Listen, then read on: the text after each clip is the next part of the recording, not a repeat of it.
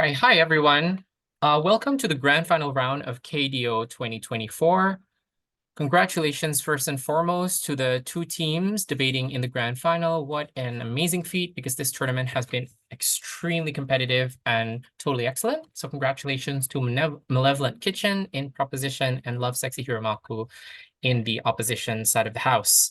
My name is Upi, and I'll be your chair judge for the round, he, they pronouns, but please do address the panel as a collective. So panel or members of the house would be the preferred vernacular, just so that we don't get individualized, and that would be great.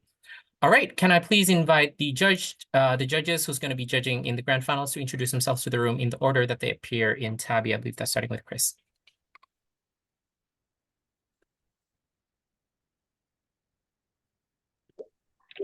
Okay. Hello. Hi, everyone. So Chris here, one of the panel. Best of luck.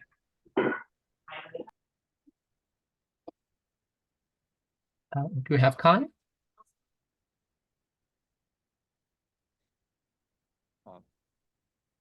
Since Khan is in person, we'll skip to Pao.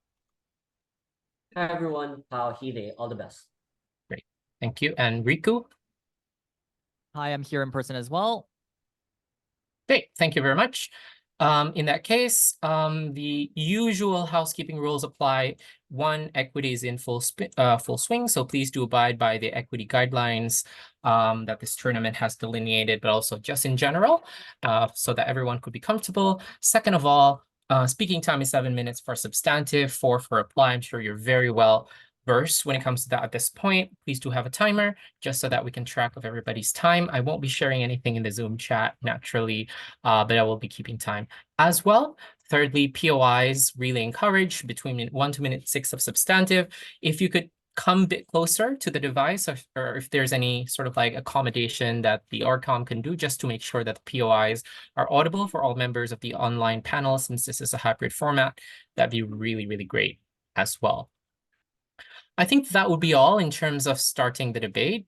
So I think we're good to go. I believe that the motion we're debating is motion C, yeah? This house prefers a world with a dominant norm that work should not be the primary source of personal identity. I think this is a motion that is very relevant to all of us when it comes to discussing. So I wish everybody the very best of luck, and may this be a wonderful grand final round. Without further ado, I would like to invite the Prime Minister to take the floor and open the debate. Here.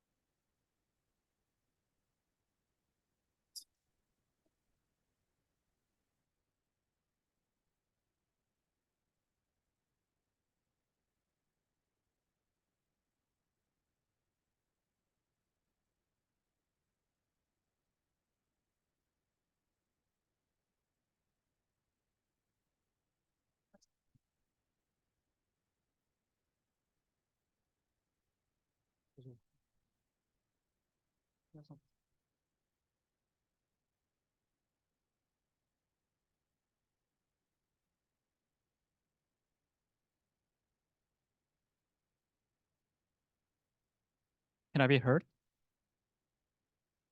Yeah.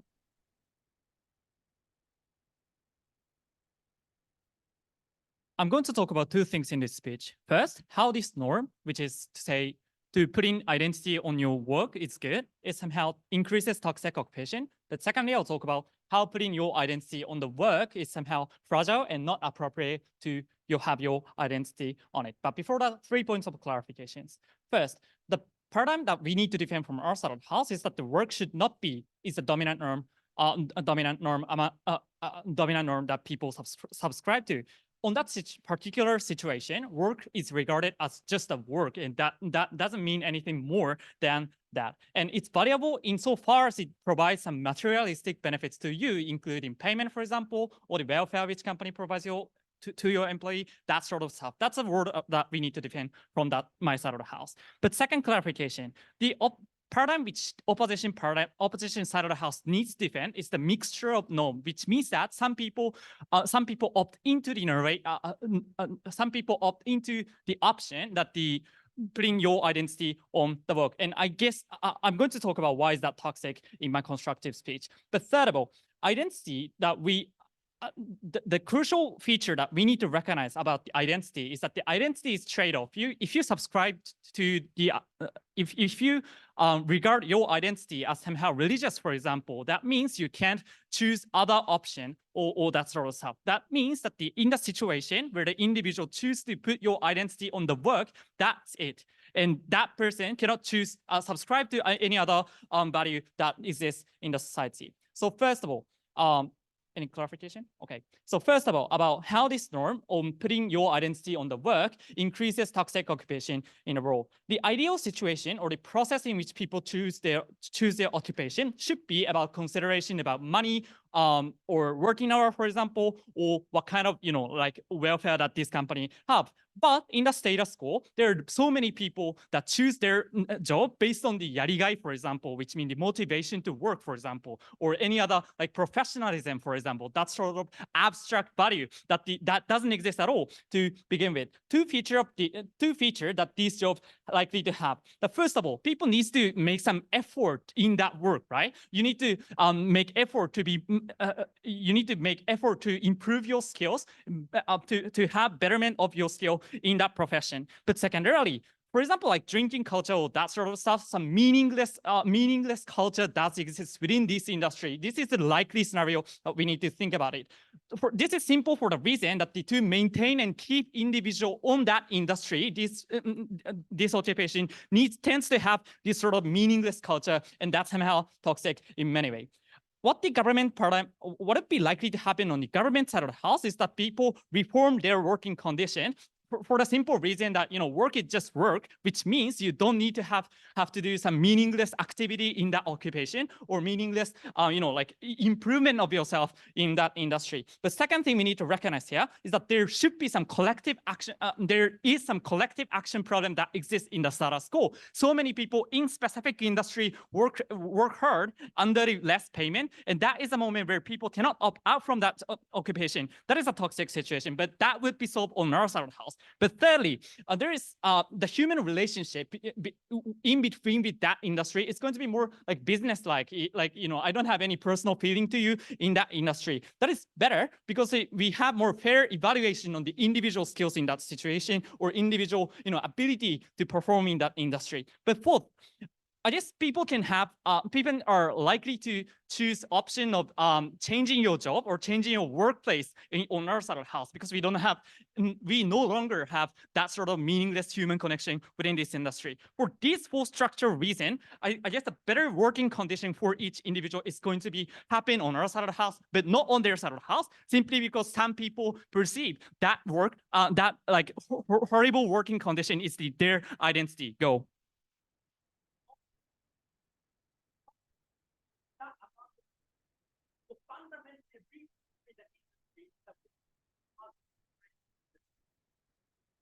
Simply, individual will not opt into that industry if the working condition is hard, and throughout the market mechanism that market is going to be shrink, but we think that's totally fine. That's a stance from our side of the house. What is the impact of this reformation in this specific industry? Recognize the fact that there are so many people who is suffering right now under the harsh working condition, and it is very unlikely for reformation within this industry is going to be happen. For example, consultants, for example, or people who work in the investment bank, for example, and that sort of working condition exploit this individual, but these people remain in that industry because these people identify themselves in the work.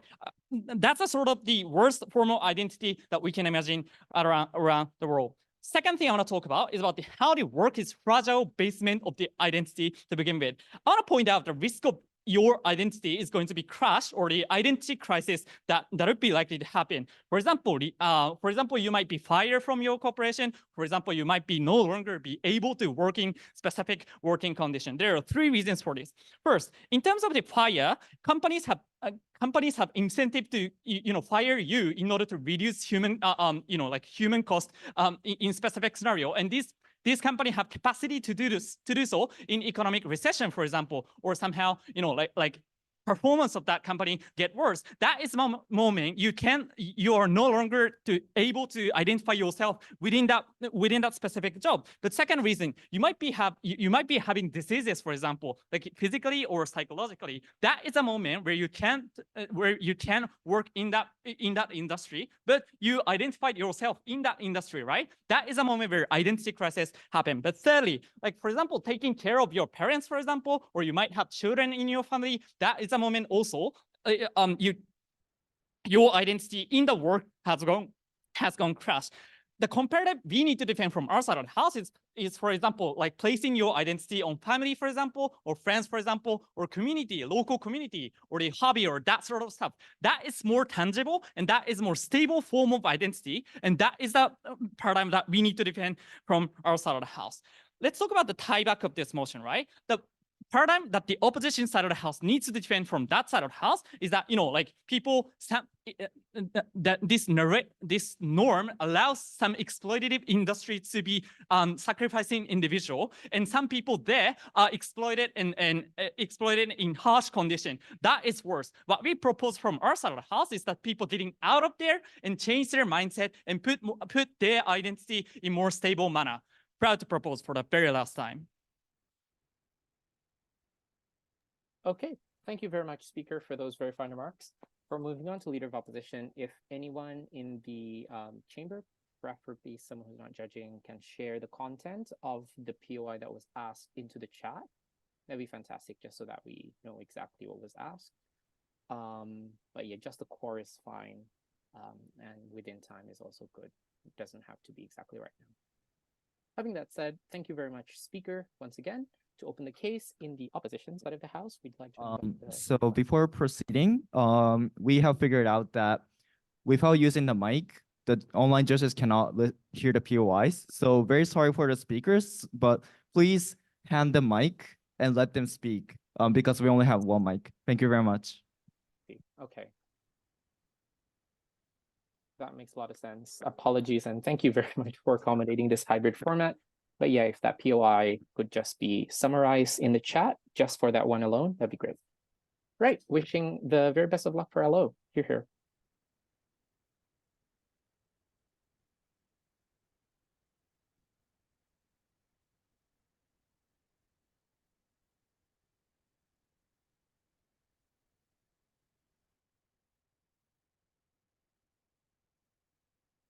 Things I want to talk about in my two things I want to talk about before I give you the two arguments.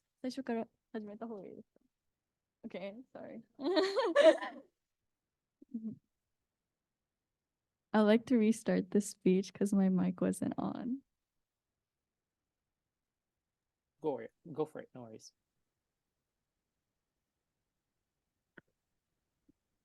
Mitsushi-san is a self-entrepreneur and a Netflix anime producer, and we cannot be so much more proud of him. Two things I would like to talk about before the two arguments from side opposition. First, what is our stance and what do we believe in? We believe in wider accessibility and inclusivity of identity being explored in comparison to things like ethnicity or gender or your family being your sole identity. But the second thing is that we think useless, the second thing is a rebuttal against them about like useless socialization in industry. Two things. A, that is how you make connections most of the time. So you better your situation in attending these social events. For example, if you're a doctor and you go to conferences, that is how you make connections. That is how you are able to better your situation in the industry. But B, if conditions are as bad as you say, and these socialization events are really as useless as you say, like just going to like a drinking party, we think that is not a burden that we have to defend, right? Because I can be a doctor, but I don't have to be like a heavy drinking doctor to be able to claim the title of your job entitlement. Two arguments then. First, you can customize your own identity. We think that by constructing the change and being able to have the freedom to opt out of your job anytime, this is better than the comparison the side proposition gives you. Three things. A, we think that job occupations give you a plethora of options. It is innate, right? For example, if you want to be an influencer, if you want to be like a social media successor, that is a plethora of options that you can choose from. We think that you can choose job that fits your personality, which is more accurate representation of who you are, right? But B, we think that quitting and switching job is more possible on our side when you claim job occupation to be your personal identity rather than something like families, right? Because when job is personal identity, you can always find something that matches you and your personality. So when you're younger, you're more active, you want to be someone who actively like socializes, you can choose a job that prompts you to have like that active socialization skill, right? But if you're older and you're more likely to want to contribute to the community around you, you can be something like an educator or a teacher or a professor. We think that those are things that you're able to choose when our side, we're talking about job occupation. But C, for poor minorities, we think that occupation is still better on our side, right? Because when you have the incentive, we think that in the current world, those people who have the most high reputation and highly regarded job are not people with the most income or the people who are of wealth. We don't think that it is people who are able to obtain large amount of success through things like being an investor. We think that it is exactly those people who are able to be like educators, who are able to be professors or public attorneys that actually help contribute to the community around them, that are able to claim the ability to have high status and high prestige when it comes to their occupation. What this does is when you are able to spread the narrative of job occupations being like that contributes to the community around you, being the most prestigious and being personal identities, we think that it offers and helps a wider range of individuals with this narrative. Because when you have more people taking on the job of being like public defense attorneys or being like educators, we think that ultimately it helps the people who are in minority communities and who need these kind of people to help them out. Three questions I'd like to answer then. A, why is customization important? Because we think that there's a choice that you're able to make rather than other unchangeable consequences and outcomes. So you have less limitations, right? So you can't change things like like your race or your race. But we think that this is and on their side, if you ultimately make your personal identity only about your family, the moment that your parent dies, you're fucked, right? But B, the second thing that I would like to answer is why are jobs more accurate representation of you, right? Because job reflects the character. If I am a philanthropist, that means I like to give back. If I am a doctor, that also means I like to give back, right? And if I pick up trash, that means I like to help make the community cleaner. We think that those are accurate representation of personality and what I innately like and what I want to do with my life. But C, why are underprivileged individuals able to customize their job occupations? Because we think that on a comparison, it is ultimately more customization than things like ethnicity. But even if we think that if you are from underprivileged communities, like, and have like a generally like consented, low like paying job, like or low like a regarded job, if I'm like an Asian person who's like gomihiroi, but that means that by hard working, that is also something that I am able to customize, right? I can become like a full-time contracted worker rather than a part-time contracted worker. And I think that minor difference is very important because it also reflects on the kind of hard work that I put in when it comes to my personal identity and my job occupation. And we think that that is something that side proposition cannot claim. Second argument then, we think that you get lifelong commitment and satisfaction from your job on our side. Three things. A, everyone has to engage with some work ultimately, and at the end of the day, vast majority of the people have to engage with work anyway in the society. So we think that it is much better in our outcome when you are able to claim that. But B, if that is the reality, right, satisfaction will dramatically increase in our situation when you're able to actually be proud and be able to say out loud what your personal identity is and what your job occupation is. But see, even if not, right, you find belongings that separates from other unchangeable factors, which we think is very important in the debate. The result is, if you do not base your core identity upon job occupation, we think that the harsh realities of escapism will be more prompted. This means that I will ridicule my work, I will undermine my motivation, and I don't want to work because I don't think that is like an accurate representation of who I am. So I disregard my job, even though I have to actively engage in it. And we think that that ultimately damages your own emotional and physical and economic status. Three importance then. First, you're able to get better skills on our side. We think that you're able to get like necessary license or qualification from your hard work if you're able to engage in your work more accurately. So for example, like you will be able to try to research more, or you will try to improve your records. We think that that brings up like an economic benefit and emotional security. Why do we think that is important, right? If you have emotional and economic capitals, you can also explore alternative options, such as like going from a doctor to like going into like a Red Cross doctor, going into like occupations that ultimately gives back to the community. But second, we think that it is also better for the surroundings in general. If you have more motivation, if you're able to engage into your work more accurately, that means we ultimately decreases the possibility of other people being harmed by like your ultimate like very bad work ethic. But lastly, we think that if people are more serious about their work, things like unionization happens, things like actual protesting happens, rather than on their side. When people just think that it's work, nothing happens, and they likely give up on their personal status and like their hateful work, and rather than embody it and try to make it for the better. Proud to oppose. All right, thank you very much, speaker, for those very fine remarks. To continue the grand finals proposition, I'd like to invite the second speaker to speak here.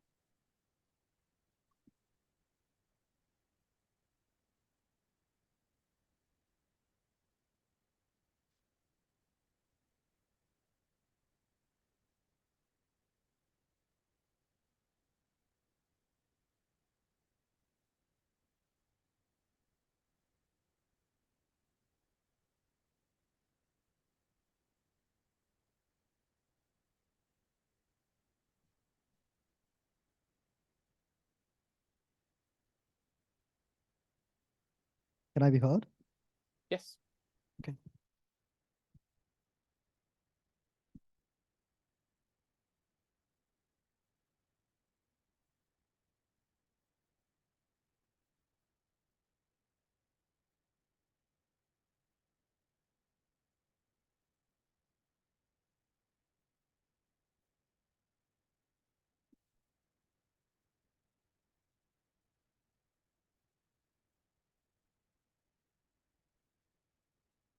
Structurally, workplaces are very toxic. You should absolutely not rely on workplace as a form of identity. Responses. Firstly, they say social events are unnecessary. You don't have to go. They don't engage with our case because we say that people, even if you don't want to go, other people go, and you think that is if there's a competition resulting from that, the actions of others, which forces you to go as well, insofar as you go all in with your identity that is based on work. So they don't engage with our case. Secondly, their claim is that, there are a variety of options in relation to occupations. So there's choice, and that's good.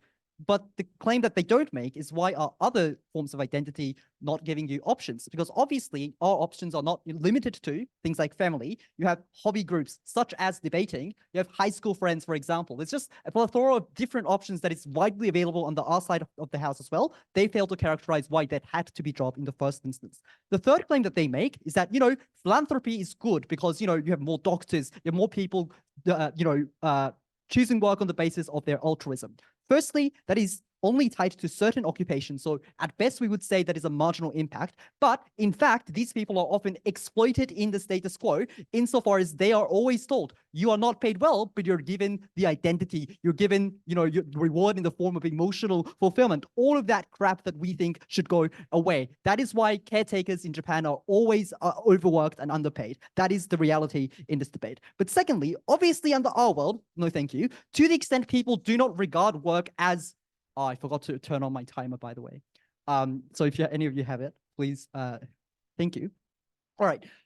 So in a world where people don't rely on jobs as a form of identity, obviously they would seek other options for validation by other people. So for example, people that receive high amounts of salary, like Ushiroda in 2 months' time, will kind of consider, maybe donating money to charity groups, because if that is the kind of acceptance that they want from other people around you in society. So we would say that there's an increase of push towards philanthropy on the our side of the house, but definitely Ushiroda will not do that. Thirdly, I think their only engagement to our claim about workplace conditions and how that improves is firstly that, you have connection. That's why, is that you can change jobs anyways within the industry. But obviously our claim is that you have connections to people specifically in your company, and you cannot opt out from that because your identity is connected to those people. But secondly, their claim is that you can unionize, but obviously that unionization will not be effective insofar as unionization and the power of strikes is reliant on the ability of individuals to opt out, or the willingness of individuals to opt out of that industry in the first place, because it's the biggest bargaining chip that people have. You don't have that on their side of the house because obviously people regard their work as an important factor. That is why this is not a good engagement to our case. Firstly, I want to claim that trade-off is real and significant in this debate. What do I mean by that? Firstly, workplace and corporations have a significant impact in society, and it impacts the way in which people choose their identity. No, thank you. Obviously, corporations have a lot of money. They have wide social impact on a general level, but more specifically speaking, they have high levels of advertisement and brainwashing, in other words, targeted at students soon to be employed. For example, myself in 1 or 2 year time. For example, they do a lot of hyperbolic advertisement that you will be spending a lot of time of your life in this work, for example, that you will lose existing identities. That's why you should start relying on jobs. That is the advertisement mechanism that corporations create in our society, which kind of forces people, or at least makes them consider job as an important source of identity. That is why they take pride in this. They start prioritizing these things in the current society. Notice that there's competition and reconstruction of identity in this instance, because obviously to the extent you commit yourself to recruitment communities, you have far less time to spend on debating. That's why all debaters go away in their third year, when they're in their third year or fourth year in Japan. This comes at the expense of all the other communities that you have built. Notice when you go into your industry, when you start using your job, it is difficult to backtrack on the lost connections at that point in time, insofar as the bar to reconstruct community is significantly higher at that point in time, insofar as you're not remaining in contact with those people. The connections that you had once in the past might have been lost at that point in time. That is why you start relying far more on jobs, and as you lose connections to other forms of community and identity. That is why the trade-off was real. Before I move on to explaining why workplace and mental well-being in workplace is terrible, Is your claim that if I was being abused by my parents, that the bar to opting out of that is low and the bar to recreating a new family is low? I mean, you could obviously opt out of family in that instance, insofar as our claim is that you still have hobby groups, you still have, club activities like this room, basically. All right, so impacts on well-being as a source of identity. So our claim is that obviously you'd be mentally terrible insofar as you rely on work. And why is that? Firstly, because workplace is exploitative. That means you're likely to be scolded by bosses when you don't do enough work, and that directly hurts your identity and mental well-being on your side of the house. On the other side of the house, obviously that is not going to have a deep impact on your identity, insofar as you think that's just a functionality of life, functionality necessary to earn a living, which is obviously not tied to your deepest level of identity. But secondly, workplace is competitive. This means you're likely to be compared with other people in order for corporations to motivate people to work more and more. And insofar as everyone loses the competition except the ones that are at the top, I think people feel terrible from being compared. But also, obviously, you cannot confide in other people, the relations that you create within workplace, because you, for example, if we work in the same company, we are competitors. I cannot trust in you fully insofar as you might have the chance of stripping away my job. That is why you can never really feel safe in this particular community. Importantly, your private life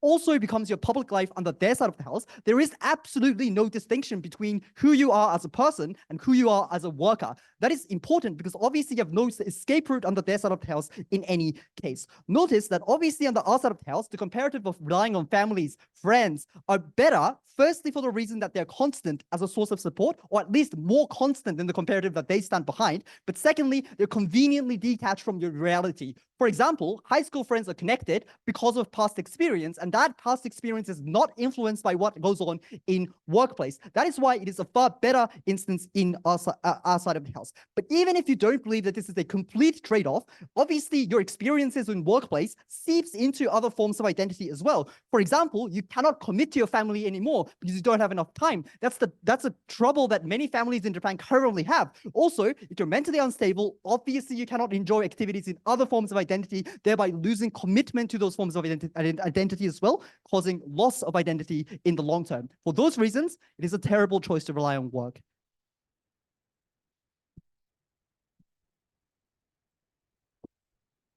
All right, fantastic. Thank you very much, DPM, for those very fine remarks.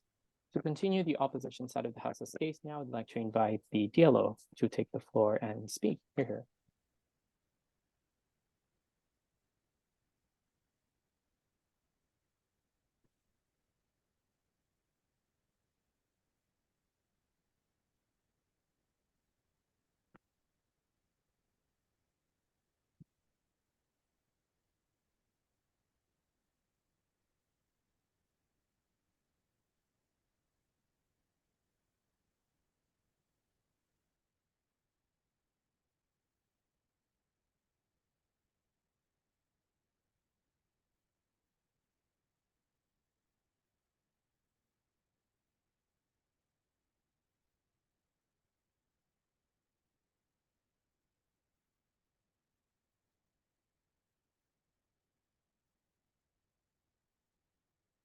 Checking mic.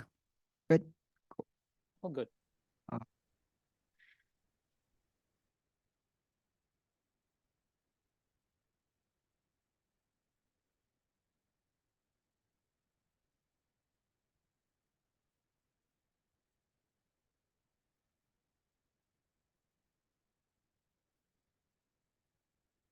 The crucial flaw upon the proposition in this debate is that they fail to prove a comparative. It is unclear why putting the entirety of your identity upon something else, like religion, hobby, or family, is in any way better than putting it upon work. I'm going to be doing three things in my speech. Firstly, what is the best form of identity for yourself? Secondly, engaging to their argumentation on shitty conditions at work. And third and finally, running an extending argument.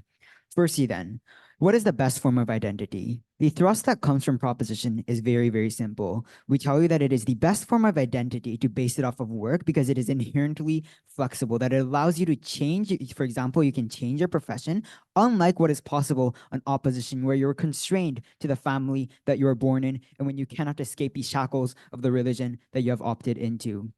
Here's the simple comparative. We tell you that uniquely in our world then, when you can change what job you work in, or for example, what workplace you work in, when it is an actually fluid form of identity, that you can pursue other alternatives when something doesn't work out for you. The opposition argumentation here is that, well, inherently, identity is a very fragile, or the workplace is a very fragile matter, that you can get fired from your job, and therefore that you must not base it off of religion, base it off of workplace. The very easy response against this entire argumentation is to say that there really is no uniqueness. Your religious leader could die. Your family could abandon you. There is no reason why. You could even get kicked out of the debate club, right? There is no reason why then that there is that workplaces are in any way unique, or you're anywhere more likely to become fired, or it's in any way more fragile than any other alternative. Second thing in my speech then. The shitty conditions at work argumentation that comes from opposition. I have 4 responses against this. Number 1, most importantly, on the flip, the only way we get actual practical change in workplace conditions is if people care about work. If nobody gives a shit about what work you do, if nobody cares the conditions that you work in, and if nobody cares about the work that they do, then there is no incentive to create actual practical change. The important note under this is that there is massive short-term trade-off when you have to advocate for change, because the ways in which you advocate for change is doing things like unpaid strikes, is doing things like paying lawyers to litigate for you. Those are the ways in which you get change practically in workplaces. And those are things that require massive short-term trade-offs. Importantly, on our side then, when there is a massive barrier to entry for workplace change, uniquely when you care about your workplace, uniquely when you care about the work you do and the quality of the work you do, that is at the point in which you have the incentive to create actual practical change. Second response, that even if our flip does not stand, that their argumentation is categorically untrue, because I don't see why I would stop giving a shit about work conditions. There is a lack of mechanization that comes from the proposition bench. We believe that fundamentally you care about your livelihood, happiness, and compensation, that you are unlikely to trade that off. Thirdly, Even if this doesn't stand, I think that it still remains symmetrically in both worlds. Exploitation still happens in any other alternative opposition we want to bring up. You can be used purely for your salary by your family. You can be abused by your family. You can get coerced by religions. You can even get coerced by shitty kohais in your club to do all of the club management for them. Those are still methods of exploitation that exist in any other alternative opposition may want to bring.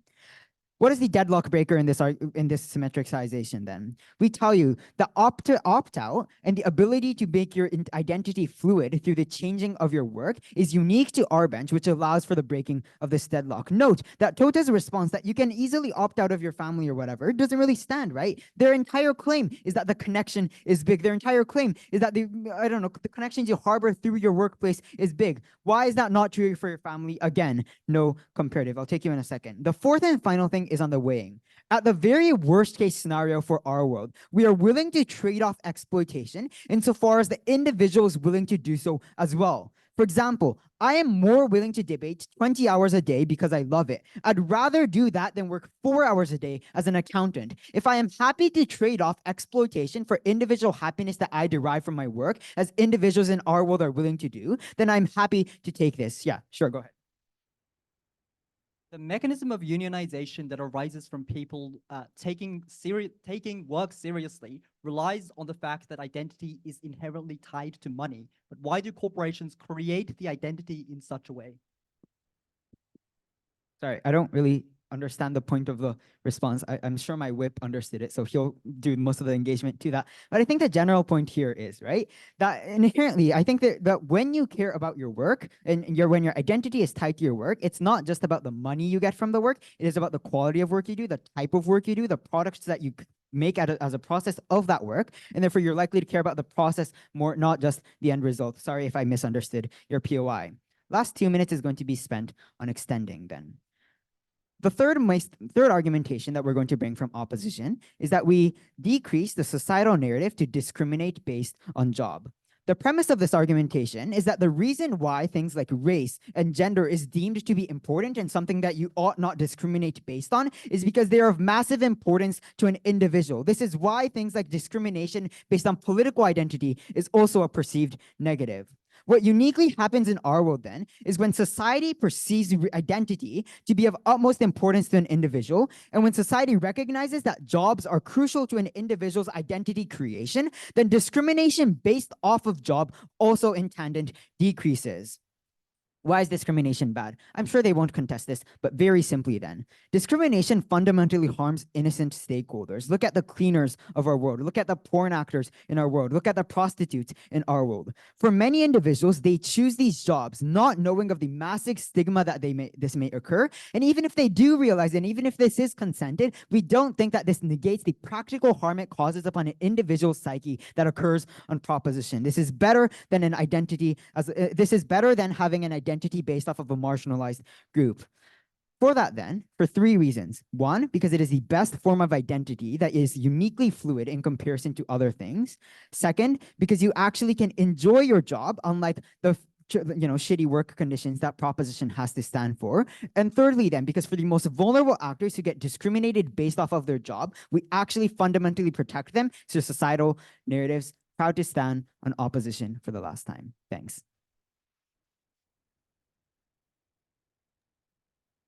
All right. Thank you very much, Diallo, for those very final remarks. Now, as a final substantive for team proposition in this grand finals, I'd like to invite the Gulf Whip to speak. Here.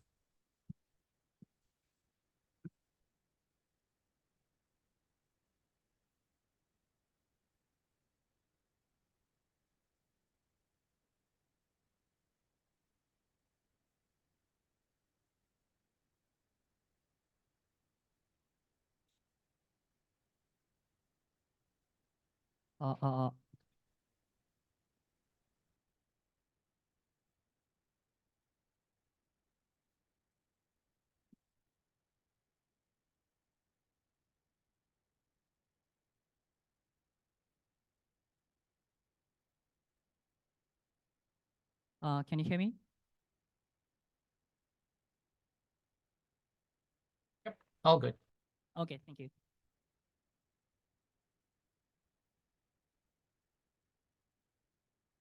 So we think job as an identity is really a dangerous thing, even as an option existing under the opposition world, even not dominant. I'm going to compare likelihood and impact at the salvation happen on our side of the house from the toxic narrative on our side and the harm opposition side has provided. So firstly, I'm going to talk about customization of identity. Then I'm going to talk about people's opportunity to find an identity other than job. So firstly, about customization of identity. 5 things to say here. The firstly, about work fits or reflects your identity provided by the leader of the opposition. I think that may be the happiest case, but in the majority of the case, I think it's not to be true for 3 reasons.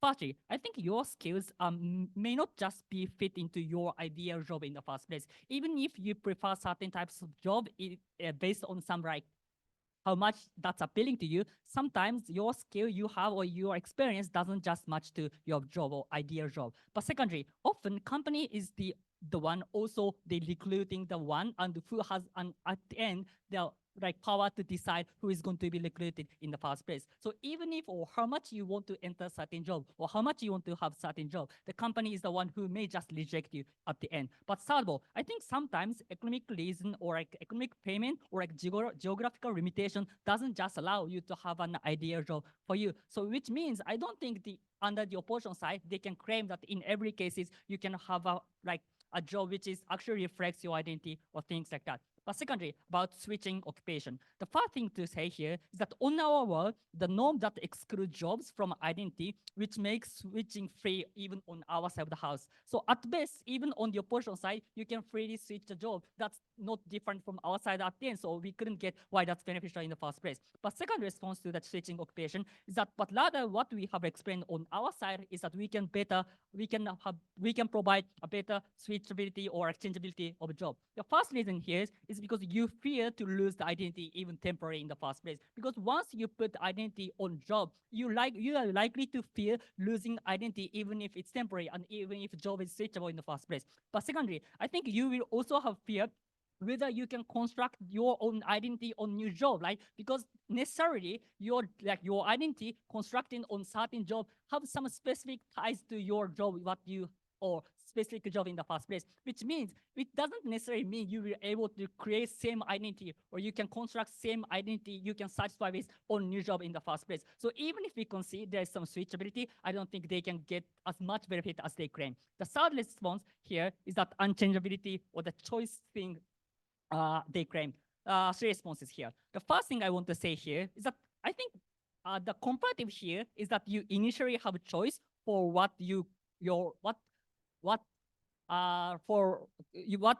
want to construct identity on, which means I think even if you claim you can change the job or you can choose the job, I don't think that's the very big increase of the choice in the first place, because initially you have a bunch of the options to construct identity on in the first place. But secondly, we are not saying like every other identity is unchangeable in the first place. They say like family is unchangeable. Maybe that's the harder part of the changeable identity, but we say that's still changeable, but also a hobby or a community or what you are studying or things like that are still changeable even on our side, and many other options is still existing.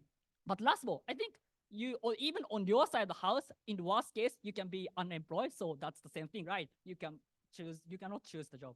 But fourth thing under this argument is you need to work somehow. Here is also 2 responses. The first thing, I think we have already explained how that idea rather forces individual to join toxic atmosphere in the company or in the working place in the first place. So even if we can see people have to work somehow, that's the reason why you are more coerced to join the competition, or that's the reason why you have to commit the worthless action on that side of the house in the first place. But second response here is that rather excluding job from identity is better for people's work for 2 reasons. Firstly, I think you can focus on reward more, right? As my prime minister presented, I think what people will focus on our side about job is more like material like return on our side, which means you can more likely to choose the job which is like commensurate to what you are expecting or what you're expecting for a job, rather than like invisible or like unquantifiable yarigai or motivation for job in the first place later.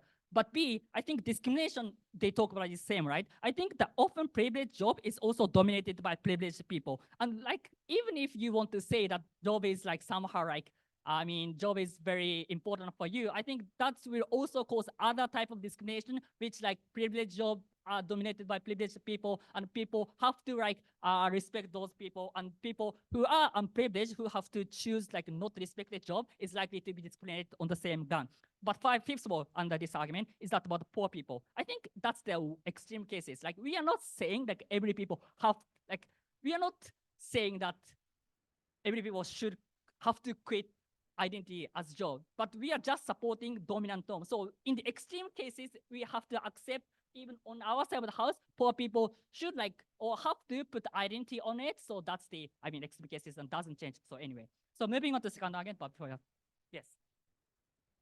You just spent 2 12-hour stints here debating, but you took that trade-off because you love debating more than you care about exploitation. If an individual is willing to make the trade-off, why is it not okay? We are saying that even if you want to make that like trade-off, the like initial like stage or the initial information or atmosphere provided or the decision, the basis for you to make a decision is already distorted by this narrative. So I think that's this exact reason why we are opposing this narrative. So moving on to second point about how people were able to find other identity than job. The three things to say here. The firstly, the reason why you think the job is the only identity is maybe just because you didn't think about other identity in the first place, right? Like because, for example, you haven't engaged any community activity or you haven't went out after your work in the first place. So maybe that's more, maybe in some cases that's just easy as like not like that's going to be very easy in the first place. But secondly, I think actually having another identity doesn't require huge cost in the first place. For example, having a family or having a job or like having a hobby, like going to community activity doesn't require any cost or like much cost even on our side of the house. So we think that's still a viable option for you to find another identity other than job in the first place. But lastly, rather what we have explained is that having an identity in job is very unstable and force you to commit or force you to opt into a very toxic working condition. And more than that, I think what we can get on our side of the house is that people who will not relying on job and who are trying to find a better material return for job. And that's why we are extremely proud to propose.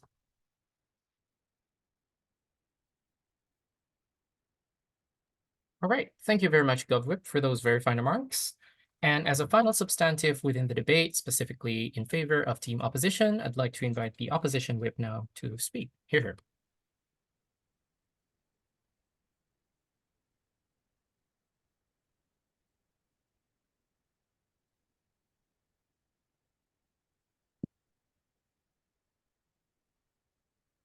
Can you hear me? Yes. Right. I'm so happy to debate with and against many top-level debaters in this tournament. I have just come back to debate community. I think I will continue debating. Thank you very much. I will address 3 issues in my speech. Firstly, how do we combat workplace exploitation, the main concern from the other side of the house? Secondly, about identity crisis. Thirdly, diversity of customizable choices. On the first level, how do we combat workplace exploitation? That's the main concern that they have explained in this debate. Fighting against exploitation, reformation of the workplace is more likely to happen when people believe that work is the most important priority for their life. If people believe that the work is the fundamental source of identity, they have all the more incentive to invest resources, time, energy for combating workplace exploitation. Practically speaking, you have to join labor unions. You have to hire lawyers to make a litigation who legally ask you for compensation for sexual harassment or workplace exploitation. And you have to make so many things. Look, this trade-off is really huge, not just about money that pointed out by Tota. The trade-off and costs are very huge. For example, you damage your reputations and amicable relation with your colleagues in workplace, or your career stops under time. So fundamentally, what the workplace reformation requires a huge level of commitment and profound level of commitment. When people think that job is my soul, my dignity, and my respect, I don't want to lose everything. This is the most important motivation for compassion for people to spare that level of resources to fight against exploitation of of corporations. For example, in Hollywood, Harvey Weinstein sexually harassed a lot of actors and actresses, and huge Me Too movement happened.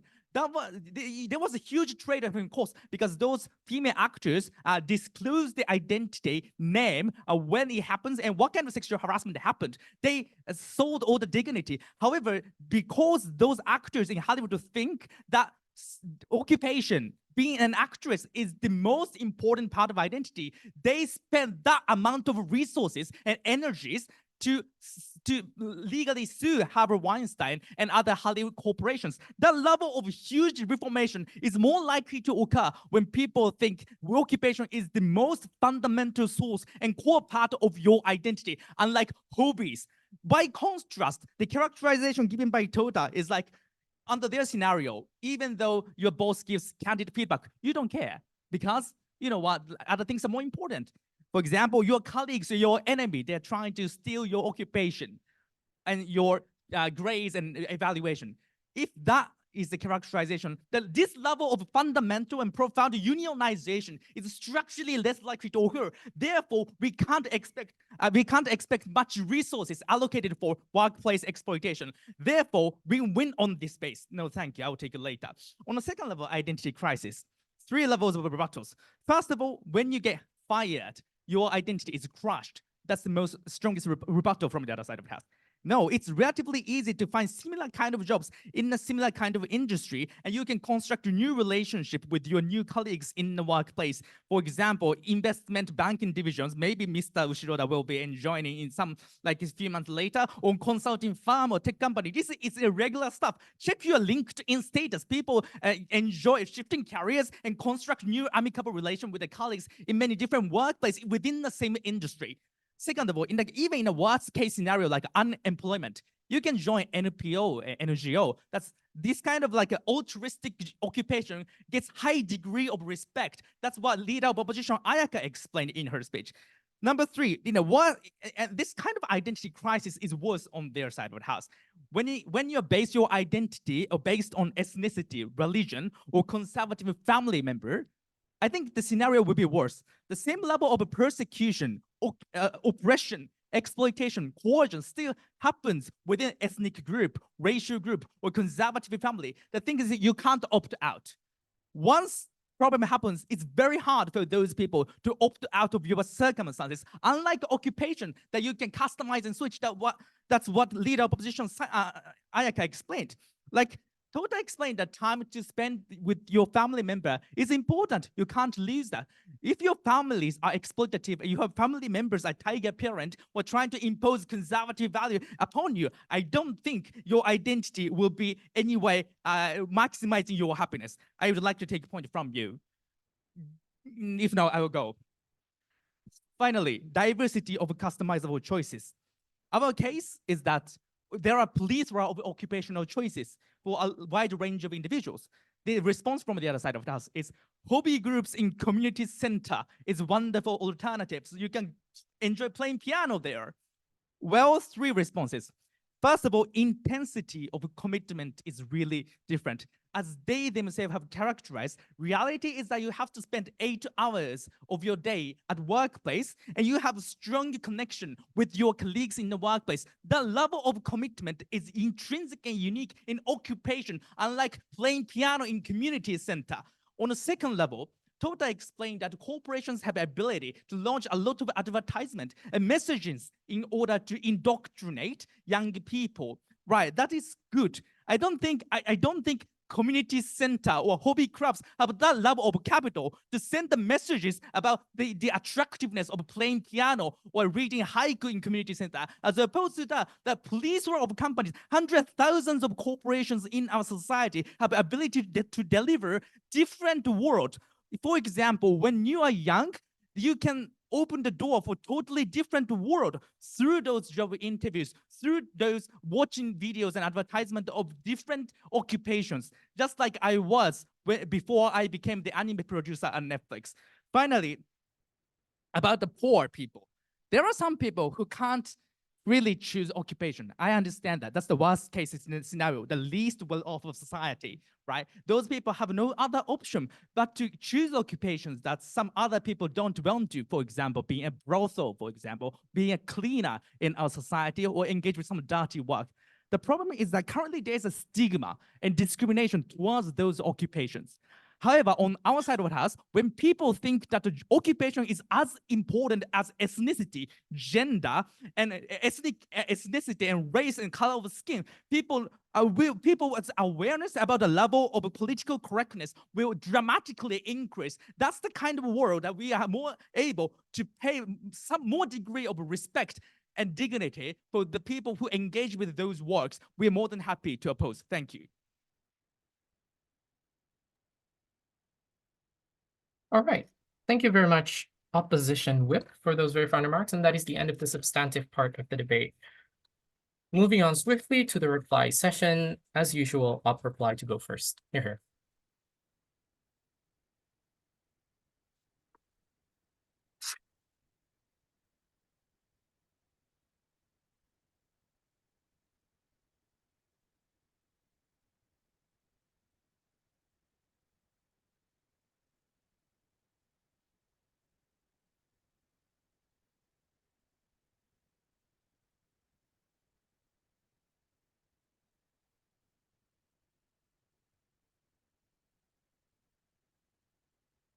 あ、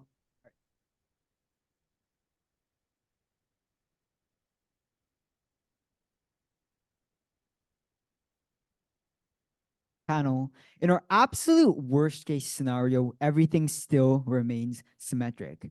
Even assuming you don't take any of Ayaka's argumentation, I don't think that proposition has been successful in giving you a single argument that stands unique to their bench. For that, oppose. 4 things: poor job, performance, identity. First, on the impoverished individuals, which we think is very, very important. Mitsushi's amazing rhetoric should be enough to prove that to you. The simple case we gave you from Deputy Leader of Opposition is that the societal narrative that jobs are integral to an individual's cultivation of their identity leads to decreased discrimination based on the simple fact that that they are not in a societally acceptable job. That the fact that an individual has to resort to prostitution is not a result of their own doing, but rather a result of alternate factors that they have no control over, and that it is wrong to discriminate to these individuals based off of such factors. We think that this is an unengaged argument that comes from Deputy Leader of Opposition. 7-minute speech from Government Whip is incredibly good, but still fails to engage to that argumentation. I think that this is a debate-winning argument alone. Secondly, then, on the jobs, the simple thrust from proposition is that, well, you're likely to face exploitation. Mitsushi's most important response that also comes from my speech is very, very simple. It also comes in a POI much previously. That the best case on proposition is that these individuals are just angry at the corporation's shitty work conditions.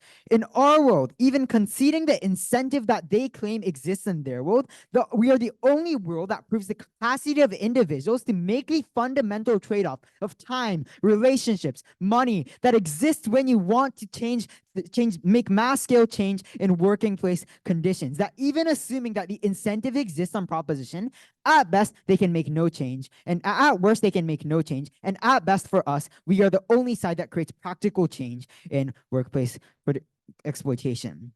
Even assuming none of this stands, we told you that we're willing to trade this off. My POI and my argumentation should prove this to you, that if an individual is willing to trade off being exploited for the benefit of, for example, enjoying their fucking job, that we're willing to let these people do so, that there is no explicit harm if an individual wants to do so. I think that this is also a thing that goes unengaged. Third clash, on the performance and enjoyment of your job. Our argumentation, this was a second argument from Ayaka's speech, was very, very simple. That everybody has to work, and therefore the incentive to disregard your job decreases in our world. That means that you uniquely care about your job. You're more likely to enjoy it. Ayaka then tells you that even if this is not true, that you at the very least find a sense of belonging that is unique to your job. I don't think that proposition successfully engages to this. Finally, then, my last minute is going to be spent on the identity, whether cultivating identity around work is better than cultivating an identity around the mirage of alternatives brought by proposition. Let's look at the proposition main argumentation here. Firstly, they tell you you're likely to get fired, that you can get fired from your job, that therefore you should not base your identity off of such fragile things. Two things. Number one, we tell you that this is a symmetric problem that exists in the majority of proposition alternatives, that I can get taken out from my position as bucho of MAD, or that I can get kicked out of my school club, or that I can get literally abused by my family, or that I can get entrapped by my religious organization, that this remains a symmetric problem that exists for the majority of proposition alternative, therefore very not unique. But also secondly, that you can actually have the capacity to change what uniquely exists in our world, that occupations are societally made to be interchangeable, that uniquely occupations are the one thing which society deems acceptable for you to change. You can't change your family in the vast majority of scenarios. You can change your occupation. As Mitsushi said, look at your LinkedIn profiles. Finally, we tell you that this is the best form of identity inherently because it is fluid, that there's a lot of choice, that career shift is easy, that there's flexibility, which uniquely leads to satisfaction in life and in your job. And for that, proud to stand on opposition. Thank you very much for a wonderful 2 days.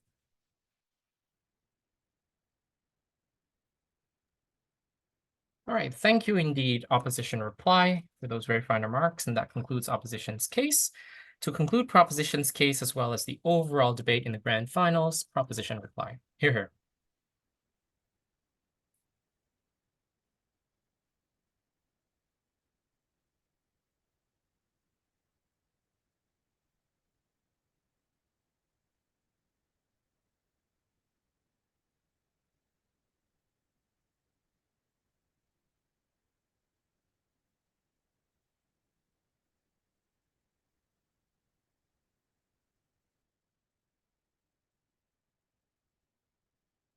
Am I audible?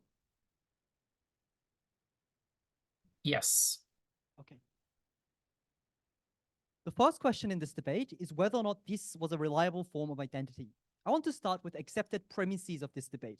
Firstly, that there's a significant trade-off due to the artificially created advertisement campaigns launched by corporations and the consequent loss of other communities. There was no engagement to this. In fact, Upwip conceded to this. Secondly, that jobs are immensely time-consuming and therefore it is difficult to maintain other forms of community. This is unchallenged as well.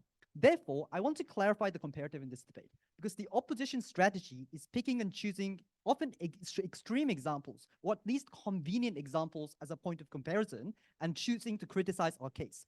The comparative is our world, where there are few communities on which you rely, for example, families, for example, individually chosen hobby groups, which, by the way, includes and incorporates choice argument from the government, from the opposition world.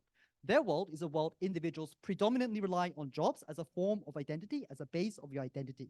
There are a couple of things you must consider in this debate. Firstly, their claim was that jobs are fluid.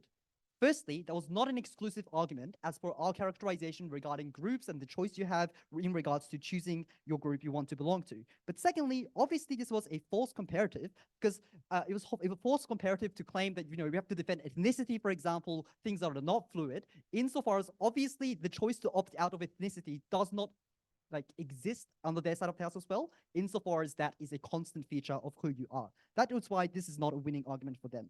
Secondly, our claim was that firstly, this is a fragile form of identity. Secondly, that there's an element of competition. And thirdly, that there's an element of exploitation. And therefore, you must not rely on this as a form of identity. Obviously, the response from their side of the house was to say, you know, other identities have the same problem. For example, family members can die, religions can kick you out.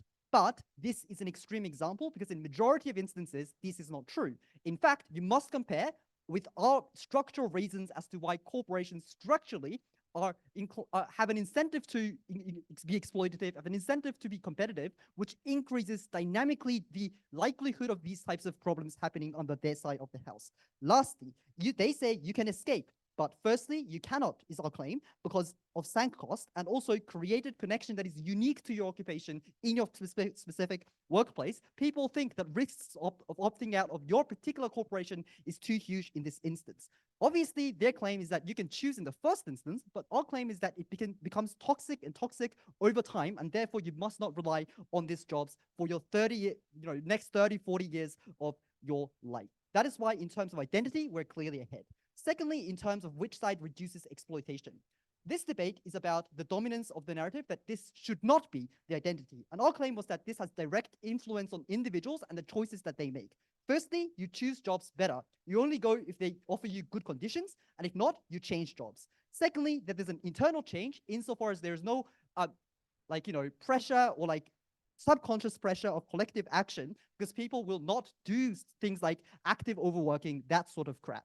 Third of all, we claim that this increases activism. The opposition's only mechanism as to why they reduce exploitation is because when people take jobs seriously, they commit more seriously to reforms. Firstly, this does not engage with our other mechanisms like choice of jobs, the market mechanism argument that we made from first speaker.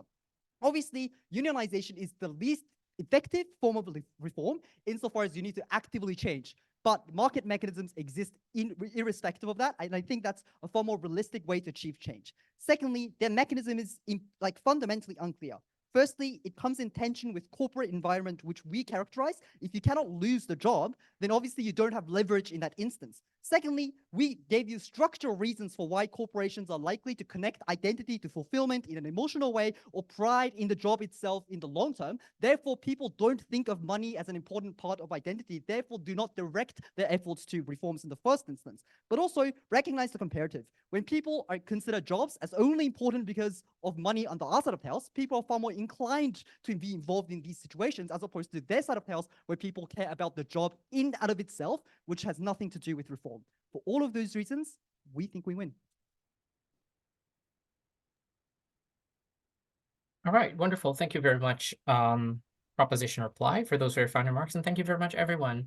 That is the end of the grand finals round. So congratulations and very much well done for Okay, so thank you for the grand finals. So for the judges in the